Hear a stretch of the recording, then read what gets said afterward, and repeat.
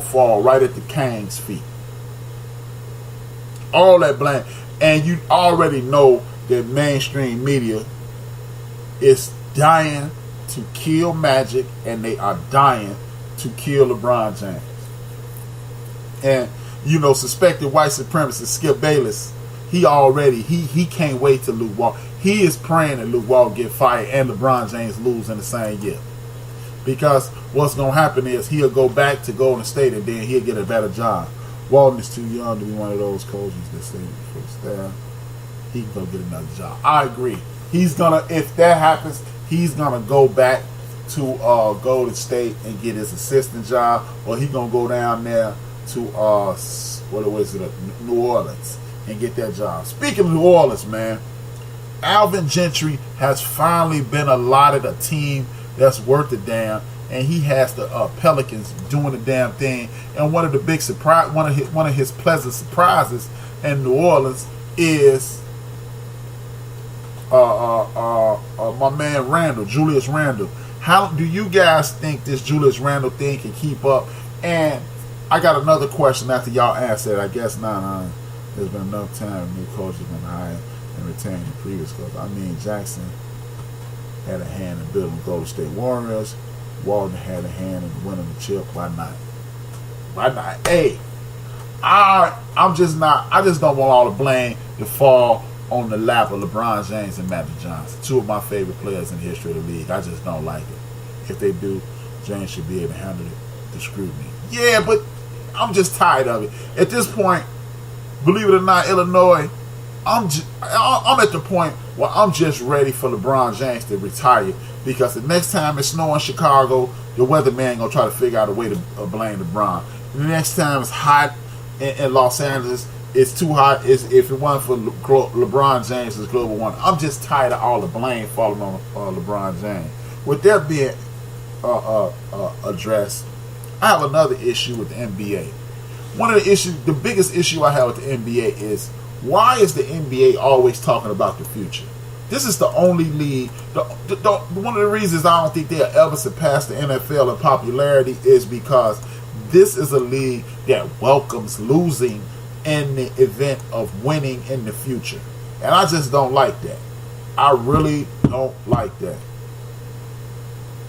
Because instead of talking about things like the Toronto Raptors are kicking ass, the Denver Nuggets are come out of nowhere, the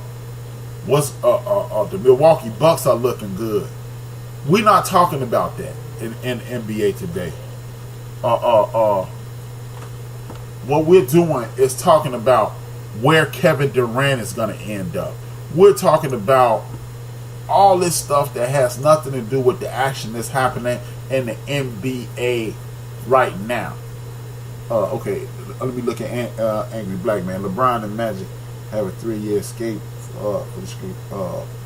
free to escape scrutiny. Next summer, the bright lights be on the shine on Magic and the Laker, man. There is no iron team. Help me understand what you mean, Larry. There is no iron team. Help me understand, bro.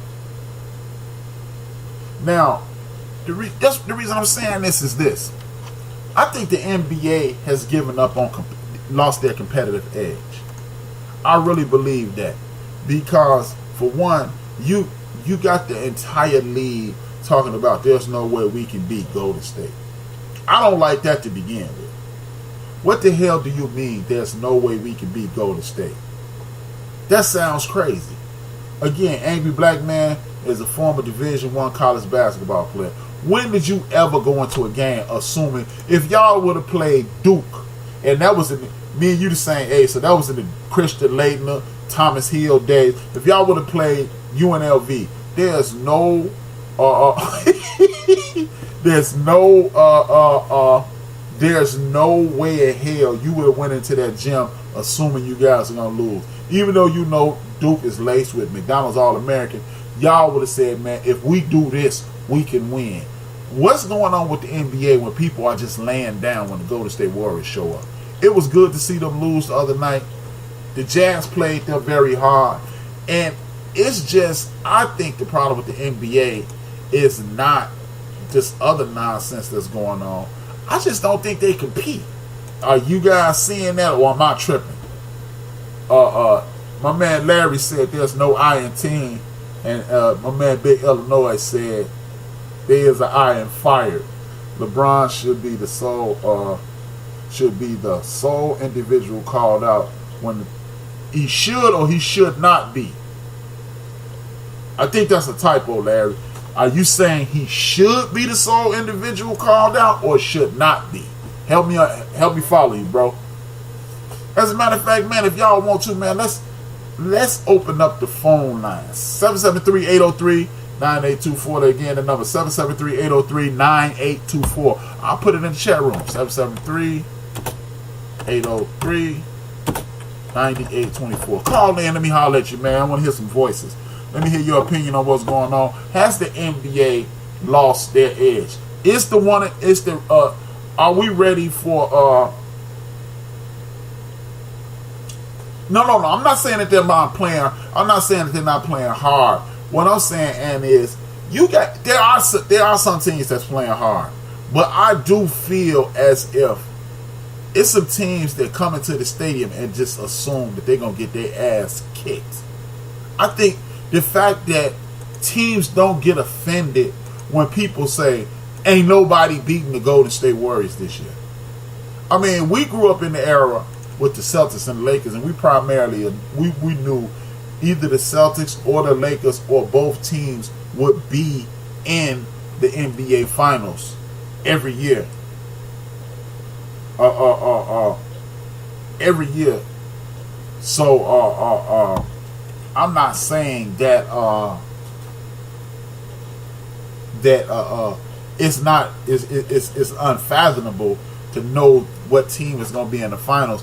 What I'm saying is the fact that these teams are allowing reporters to just dismiss them. Like, I don't get that, man. It's like the competitive edge isn't there. Somebody needs to step up and say something. And then what? Like, when I look at the Eastern Conference, why is there anybody offended that they're, why is there anybody in the East saying, what the hell you mean we gonna lose? What the hell you mean we the least? What the hell you mean? It's just, they lay down. It's just these teams are not, I don't see a lot of fight. I just don't. I mean, in the 90s, we had a whole lot of big-time teams in the Western Conference then. You had KG and his crew. You had Chris Webber and his crew. You had the Portland Jailblazers. You had the Lakers. You had the Jazz. You had the Sonics. You had a bunch of teams. And it wasn't that many teams in the East then, but wasn't nobody saying that the Knicks didn't have a chance. Wasn't nobody saying the Pacers didn't have a chance. We knew the Bulls after Jordan left, they didn't have a chance. But wasn't nobody just counting teams out. And I'm not used to that. I'm just not used to that. And I don't get it.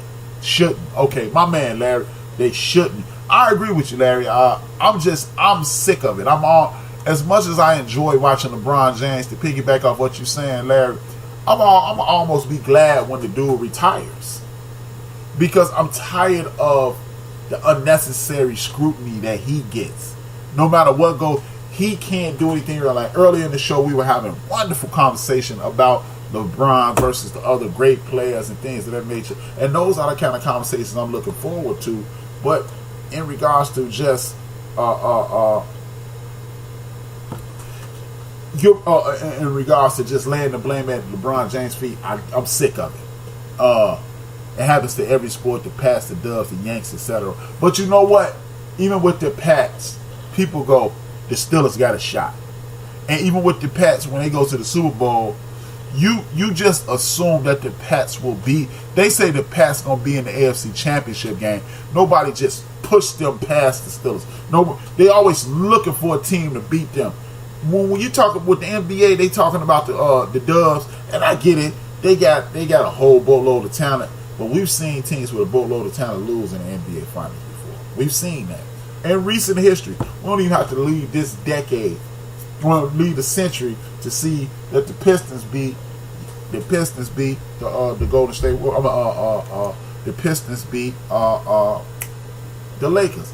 Hell, LeBron beat the Golden State Warriors. LeBron and the Cleveland Cavaliers beat the Golden State Warriors. They have been defeated. It's just anticlimactic for the commentators and things of that nature to continuously harp on foolishness about, oh man, there's no way in hell they're going to win this. There's no way in hell they're going to win that. No, it is a way they can win it. There is a way you can win. It's called scheme. It's called grit.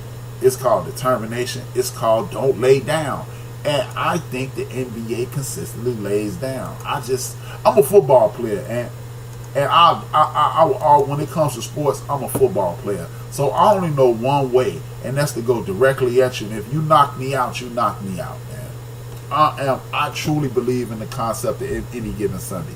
Now, I do respect the fact that this is a 7-game situation or a 6-game or a 5-game situation where the best team more than likely will beat, you will shine. But 3 years ago when I started this show, I said how to beat the Dubs. LeBron James went out and did it. I just don't see enough teams in the NBA trying to win. Of late, the Denver Nuggets, they've slowly put themselves back into prominence.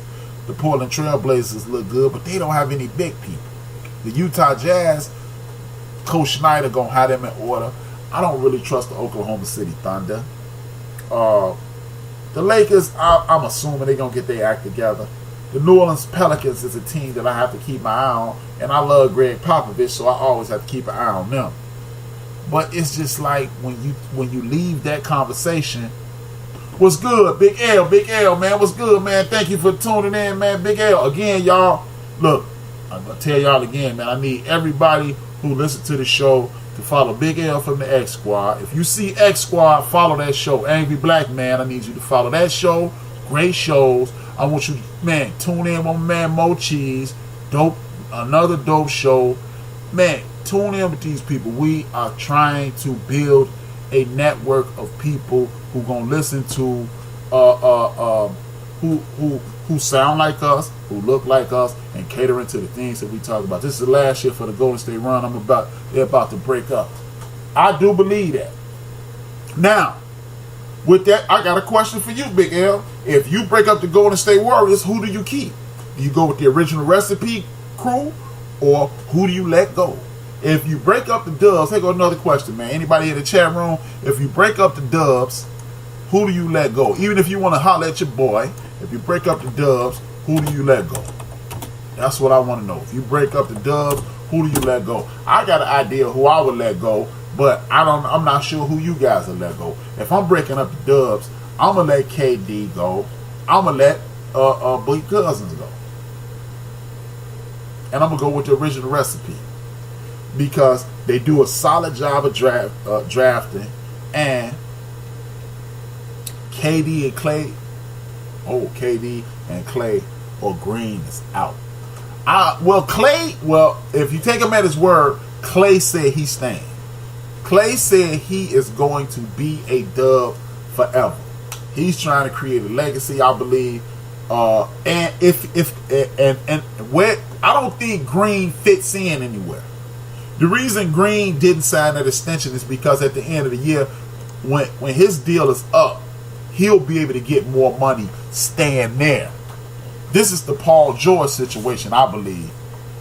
I would definitely stay with these dudes instead of staying with going with some dudes that are not a part of my whole association of my get down.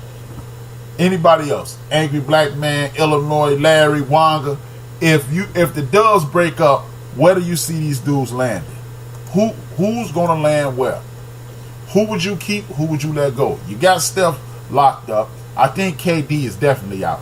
I think KD is out of there. And see, this to me, this is part of the problem with the NBA.